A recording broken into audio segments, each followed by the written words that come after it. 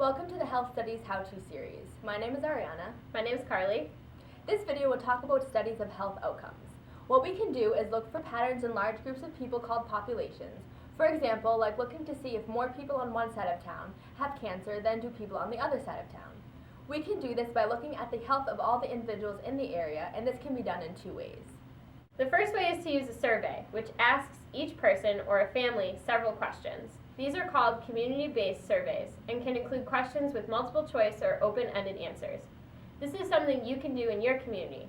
You can send out a survey in the mail or by email with questions you may have about other people's health. You can also call them on the phone and ask. You can even go door to door. This type of study can take 6 or more months and will require a lot of time and effort. It may help to get a professional, like a researcher at a local college, to help you create and understand the results of your information. The other way is to look at the information that the government has collected. This can be local, like your town hall or public health department, or it can be a big organization like the Centers for Disease Control and Prevention. And it will show you how the numbers of people with certain diseases may be different in your area than in another area. Usually you can find information by neighborhood, but you can look at information by state. For example, all the people who get diagnosed with cancer in Massachusetts get put on what is called a cancer registry. These registries include information on type of cancer, severity, and treatment received. The reason why information by neighborhood is generally unavailable is because of privacy concerns, and the government may use this as a reason not to share the data with you. There are registries available for more than just cancer, and they sometimes depend on where the greatest health concerns for the community lie, or what can get the most funding. Unfortunately, this leaves some diseases or underreported. Besides disease registries, you can also look at what are known as vital records, which are birth and death records. These can help you to determine, for example, rates of overall death, death before age 65, and death of infants, which are some of the ways in which you can indicate the health of the population you are studying. But because death records are public, unlike with disease data, data on mortality can be obtained by neighborhood. And this can be done by going online to the U.S. Census website. Using registry data for your study is helpful because it is low cost and generally easy to obtain. You can use surveillance data to compare the rates of disease across different locations, like 2 different cities in a state. But it's important to remember that the rate of a disease is strongly influenced by the age of a population.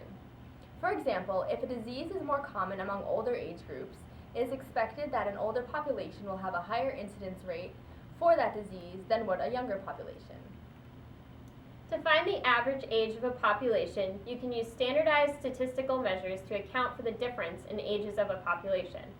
Note that local disease rates have not been standardized, sometimes called crude rates, and can differ by age and gender. They are not directly comparable. These techniques produce a ratio to represent a comparison between what we are seeing. For example, the actual number of cancer cases in Worcester, Massachusetts, and what we would expect to see when compared to a reference population such as the state of Massachusetts. We will discuss 2 types of ratios. The first is a standardized rate ratio, SRR. This compares the actual number of cases in your locality, the numerator, Worcester, with the expected number of cases in your reference population as a whole, the denominator, Massachusetts. A ratio of 100 means we observe fewer cancer cases than we expect. A ratio greater than 100 means we observed more. The second ratio is the standardized incidence ratio, SIR. This ratio has practical advantages for community groups because it is easier to interpret. We only use the total number of cases in a community to calculate the SIR. It directly addresses the question, is there more illness here than expected? A standardized mortality ratio, SMR, is used when referring to death. It's calculated the same way a SIR is. So here's a recap of what you need to know about studies of health outcomes.